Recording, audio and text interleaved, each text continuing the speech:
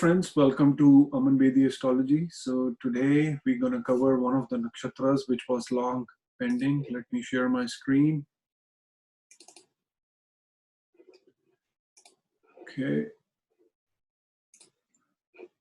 Okay, so today we're going to talk about the KRITTIKA Nakshatra. And this presentation I have made few months back. I think I made it in February or in March. Before the coronavirus pandemic, but I never got the opportunity to make the video on it, even though I enjoyed the segment, the Astro series I did with Aryu Ketu, with Pujani Gitanchu Malhotra ji. So let's talk about KRITTIKA Nakshatra, the star of fire. I think I might have to divide this video into two parts because I think it's good 16-17 slides. And originally, if I wanted to add on all the points which I had in mind, it would have been 70 slides, but I cannot do that. You guys don't have the time to watch that lengthy video. I understand that. So I will do my best to give out the basic information for this nakshatra. And I have not used the mythology because I think I found there was a lot of good knowledge, a lot of good videos out there on the YouTube where they have spoken about the mythology which is associated with this nakshatra and with every nakshatra, which is very important. But I did not want to repeat the same mythology again and again. But here I have taken a lot of points for the deity himself, which is Agni, because it is very important to understand. If you need to understand any nakshatra, you need to relate more with the deity, which is the, I call it in my language, a CEO of every nakshatra, which is the deity. If you know more about the deity, then you know more about that nakshatra. So here I have taken a lot of slides for Agni Dev. And okay, let's move forward. So nakshatra number is 3, ruling planet is Sun, we all know that. In South, it is considered one of the first nakshatras. We're going to talk more about that. I'm going to use a little bit of Hindi in this in these slides because a lot of people were asking me to speak a little bit of Hindi, as I cannot do the English version or the Hindi version, so I'm going to use a little bit of Hindi here. Nakshatra symbol is the sword, the razor, the axe, the knife, all the sharp objects, and the flame, the fire itself. Animal symbol, again, is female sheep or the goat. And again, you can learn a lot about nakshatra traits, how a person gonna behave if you know more about the nakshatra or the animal totem behind that nakshatra. So sheep, again, we all know the first thing which comes to my mind is we use wool again from the sheep, and what we can learn from that again, the warmth, what we get from the wool, it's the warmth. And again, the fire, the Agni aspect comes into came into my observation, which was very fascinating. So again, we can learn a lot more other than the warmth part or the wool part. If you want to learn more about this, again, there's a lot good information out there. The presiding deity is Agni Dev. We're going to learn more about that.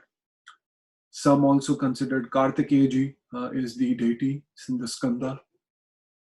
Nature is Rakshagan. And again, some people ask me that we were born in a Rakshasgan Nakshatra. Are we Rakshas? Don't take it in that way. It does not mean in that way. And the simpler way for me to tell you right now is, even if you split, again, if you use the energy of Kritika, and if you split the word into two, and again, which is very fascinating, the opposite nakshatra to Kritika is also Vishaka. So if you split the word into two parts, the Rakshas Gan, it becomes the Raksha. So Raksha karne wala. So take it in a positive way, not in a negative way always. Not all Asurs back in the days also were bad. So dosha is Kapha. Again, we all know the first pada of Kritika falls into the Aries sign, which is ruled by Mars. And the 3/4 of the three padas of this nakshatra falls into the Venus sign, which is more feminine, more nurturing qualities. So that is why a lot of the nurturing qualities also you will see in these natives, especially if it falls into the Vrishab sign. Okay, the disposition of this nakshatra is both considered as sharp and the soft. Again, we're going to talk more about that. Nakshatra sounds depending upon the padas. And again, I have consistently said into my previous presentations, don't think that if you don't have Kritika Nakshatra in your natal chart, maybe you have one of these sounds in your name, you're still invoking the energy of Kritika around you. So in my understanding, all 27 nakshatras are active in your chart. Yes, the one which you have in your natal chart will be more prominent and depending upon where it is placed. But all the 27 nakshatras are active in your chart. So related planets, we already spoke about that. Moon gets exalted in the 3rd degree of Taurus, which is the second pada of Kritika. Okay. So meaning of being born in Kritika Nakshatra, this is, I have taken from one of the Shastras. It says, Mukham va Etan Nakshatra Nanam Yat Krutukaha. Meaning the one who is the mouth of Nakshatra is referred as Kritikaha or Krutukaha. So Krutu means creation, Eka means move. So moving forward. Or the creation, the moving forward. From Kritika, it will move on to Rohini, which is all about creation and abundance. So discovery of fire took the ancient civilization forward, which we all know that we have seen enough history channels in the past for the same. Another meaning of Kritika is vehicle. Again, all these 27 nakshatras are 27 energy portals. And it's all about energy anyways. So donating the transfer of movement moving forward. Kritika is also called Agnih, the one that belongs to Agni, the foremost Panch Mahabhutas, or one of the main important elements, one of the 5 important elements which we have. Mouth of the Kal Purusha, again, it falls in the Aries sign. If you see the Kal Purusha chart, the Aries sign goes onto the ascendant. And again, the 3 padas go into the 2nd house of speech or 2nd house of the Kal Purusha, which becomes again, which is very self-explanatory from the Shastra itself, why it is considered the mouth of the nakshatra. And this is one of the reasons why it is considered the first nakshatra in South. And again, we're going to talk more about that. Okay, let's use a little bit of Hindi. Symbol which we have discussed is razor, knife, very self-explanatory slide. I have done my best to make it as simple as possible for you guys so that all of you can understand and relate to this beautiful energy of sun. So we all know that all these sharp object shines into the sunlight or becomes hot with the fire. And this again shows the effect of Agni or fire or the heat in Kritika natives as well. So again, depending upon how the person is channelizing or harnessing the energy, depending upon their chart, are they using too much of heat? Are they using this brightness of a sun in a positive way or in a negative way? Again, it will depend upon a person's chart. Razor, which we all know, and I did not found many people speaking of it, that the razor which we use in our Hindu system, most of my Indian friends, they know about it at the time of Mundan, which I have also gone through that ceremony in my family. It is usually done at the infant stage, maybe at the age of 1 or maximum to the age of 3, depending upon the caste and religion. So one has to shave their head.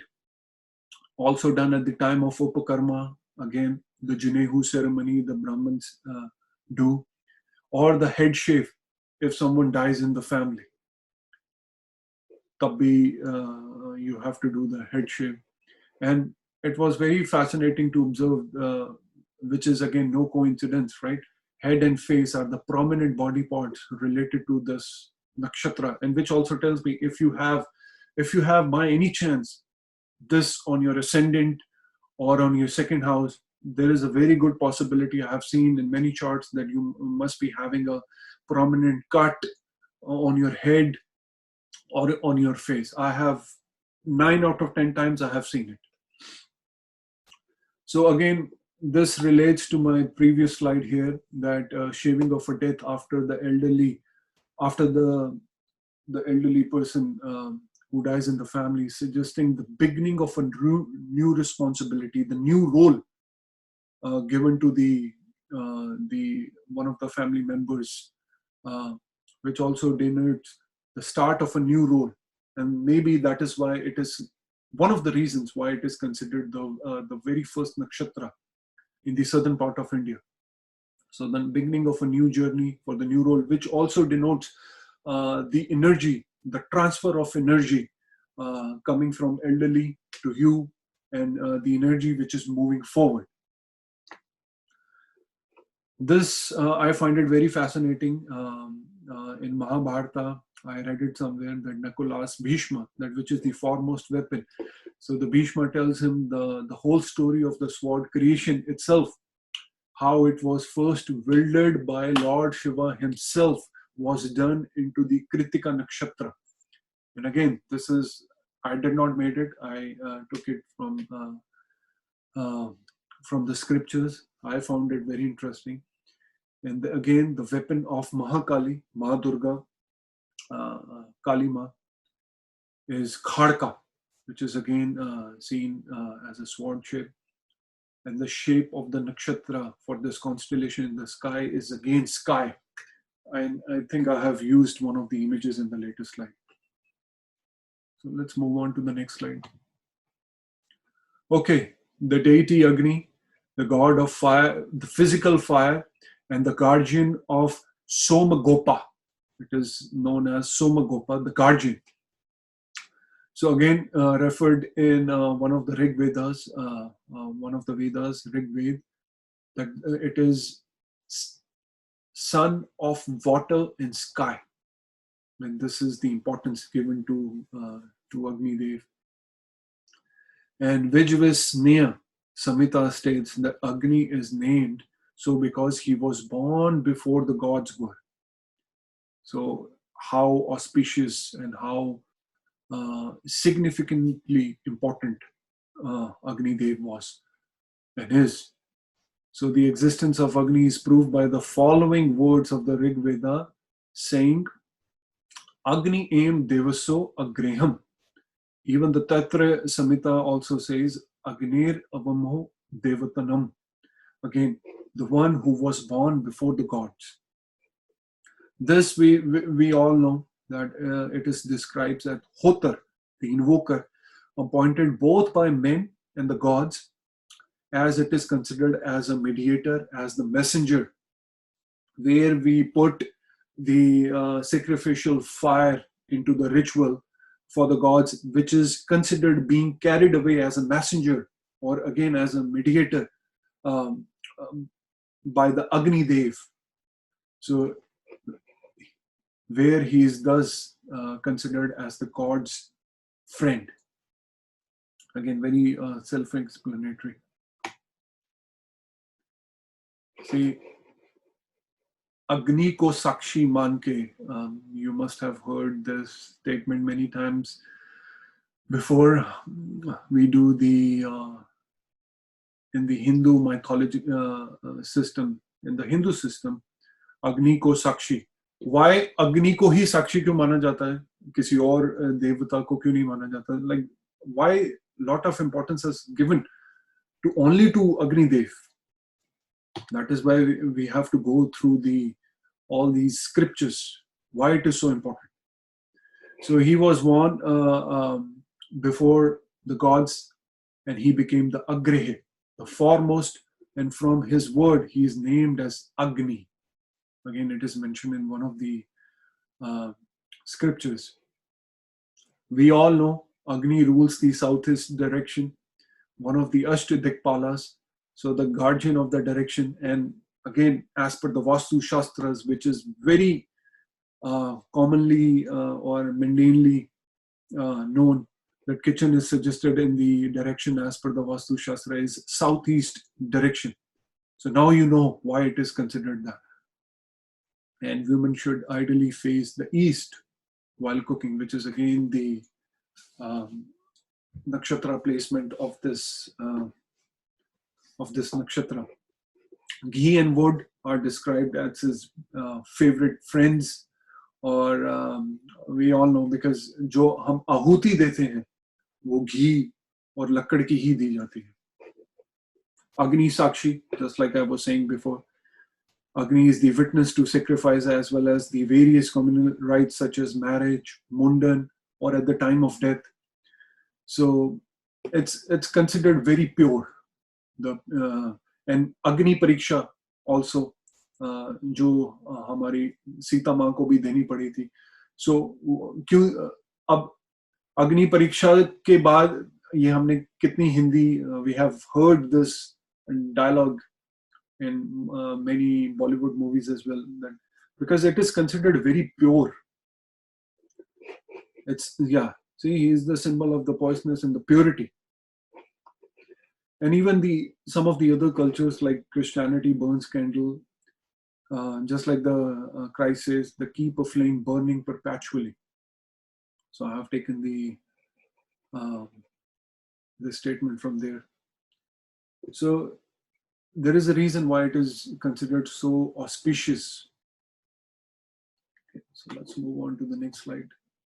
Okay, the forms of Agni and why it is called the twice born. Because in the heaven is the sun as the solar deity Vishwanara, which is the universal energy of the body, of the Atma, of the soul. In the atmosphere, it is the lightning, the belly of the gods. Again, it is mentioned in the Tetra Brahmana. And on the earth, it is the sacrificial fires, just like I have mentioned here. Maybe at the time of most of the Hindu ceremonies, at the time of marriage, or at the time of death, known as damunas, which is used mostly in the domestic affairs. And in Rig Veda, he is often invoked as the Grahapati, the lord of every household. So how important the Agni Dev is. And it is why it is called the twice born, which is the term used for the Brahmins, as Agni himself is the Vedic priest. So that is why one of the remedies I highly suggest for natives who have planets in Kritika is to do the fire rituals. Again, you don't have to do a 30-40 minute fire ritual every day. If you have the time and the capacity, you can do it. If you don't, just fire a small jyoti or fire a small candle every day, which is good enough. Again, the bhav matters there. Okay, so the three, as you can see, I have taken a lot of slides for Agni Dev because in this I wanted to put a lot of emphasis on the Agni Dev, which is the deity associated with this nakshatra. So Agni, the three offsprings related to this nakshatra is Pavaka, Pavanama, and the Suchi.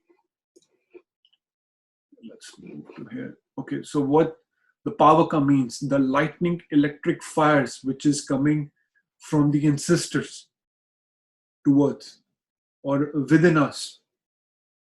So this fires is the karmic chain, the genetic code, again, which we are getting from our ancestors, and we are born into a family with a karmic history. We all know that. So the one of the offsprings is Pavaka, the another one is Pavanama, which is again um, is considered from the churning the internal or the external battles which we all have in our life. So the constant churning happening within us of the battles. It can be external, it can be internal, which creates the hurdles along one path.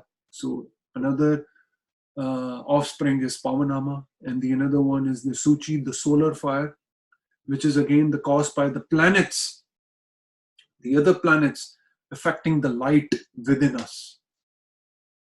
So I thought there was not many people were emphasizing on these three offsprings for Agni. So I thought to put a separate slide on it. So these are the very subtle points, very important points, that the constant churning fire which we have for our battles is the Pavanama. The Pavaka is the fire, the lightning fire, which we are getting from our ancestors because of the karmic chain. Suchi, again, the fire which is caused by the other planets putting their influence in affecting us. Okay, let's move on.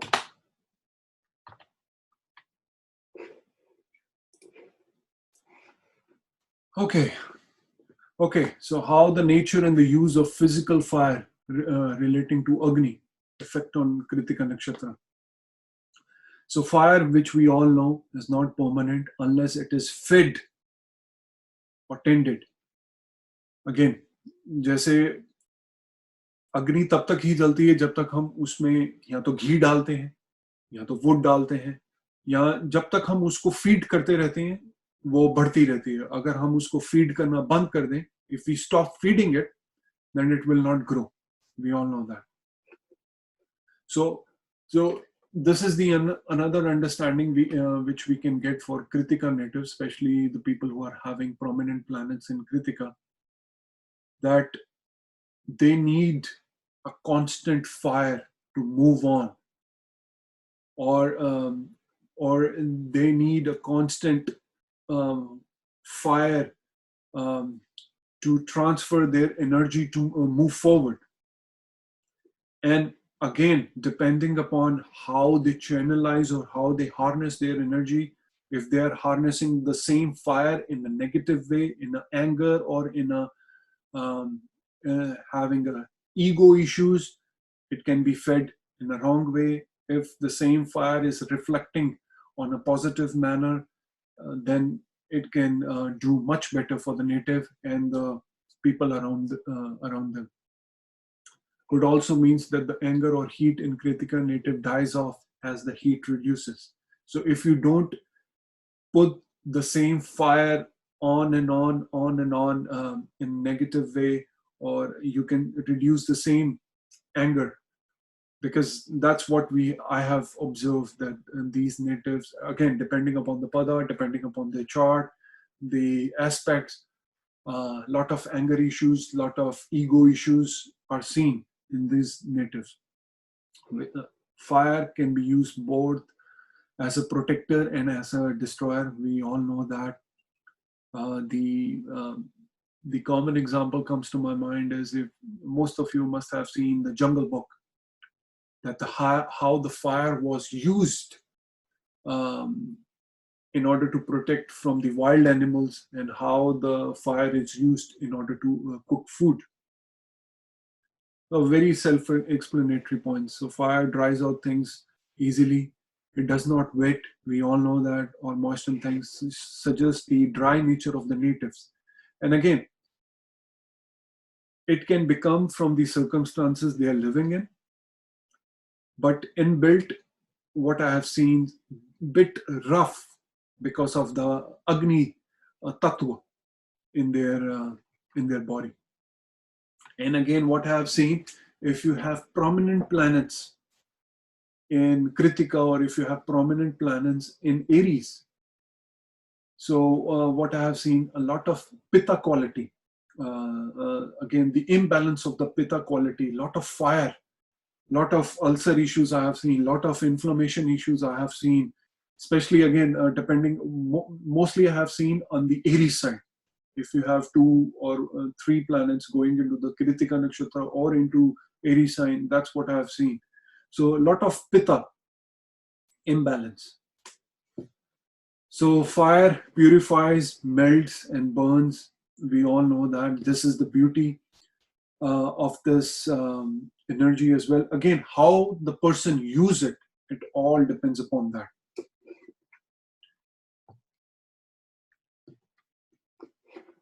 Let's move on. Okay, the fire, the beginning and the end. Again, I think I have touched on this point in one of my initial slides as well. Again, we all know in our womb, in our mother's womb, other than the water, the heat, the warmth is very important in order to have a creation, or in order to have we all know the fire in the womb, right? And even at the time of birth and at the time of death, how the fire is given such importance. And the last ritual in the Hindu religion, again, the burning of the body, which is again known as Mantragni. And even the Mother Earth, I have seen one movie by the name Core, I think. Even in that movie, it is shown that the mother is said to have a fire in the core, which is again her womb. So again, going back to the initial slide, how the fire is so important again for the creation, or even at the time of departing to the higher loka or whatever loka the soul is going. So it is important at the both time, at the time of creation or at the time of departing. And this is a quote by the Guru Arjan Dev Sahib Ji. Thus, the life becomes a wonder if you remember to sing the song of oneness, which is again Satnam.